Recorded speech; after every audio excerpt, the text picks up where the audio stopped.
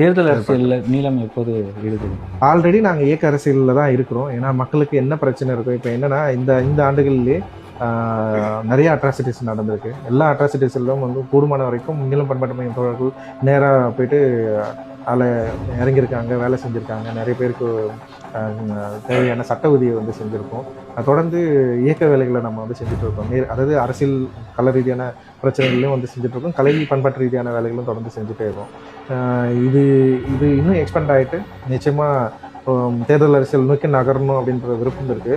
அதுக்கான செயல் திட்டங்கள், அதுக்கான முன்னேற்பாடு வேலைகள் இதெல்லாம் கரெக்டாக செஞ்சுட்டு தான் அந்த பக்கம் போகணும்னு நினைக்கிறேன். அது எப்போன்னெலாம் எனக்கு தெரியாது, அது என்னவா மாறும்னுலாம் தெரியாது. எங்களுடைய இந்த இயக்க வேலை அப்படின்றது இன்றைக்கி வந்து ரொம்ப முக்கியமானதாக நாங்கள் வந்து பார்க்குறோம். இப்போ சமீப காலங்களில் இப்போ நீலம் சோஷியல் மூலமாக நாங்கள் இப்போது இவங்க துப்புரவு தொழிலாளர்கள் வேலை செஞ்சாங்க, தூய்மை பணியாளர் வேலை செய்கிறாங்களே. ஸோ தூய்மை பணியாளர்களுடைய அந்த பிரச்சனைக்கு வந்து நம்ம பெரிய அளவுக்கு வந்து ஆதரவு கொடுத்தோம். அது ஒரு பெரிய மக்களுக்கு தெரிகிற அளவுக்கான ஒரு ஃபோக்கஸை வந்து க்ரியேட் பண்ணோம். ஸோ இந்த மாதிரி எங்களால் என்னெல்லாம் செய்ய முடியுமோ நாங்கள் அதை தொடர்ந்து செஞ்சுட்டு தான் இருக்கோம்.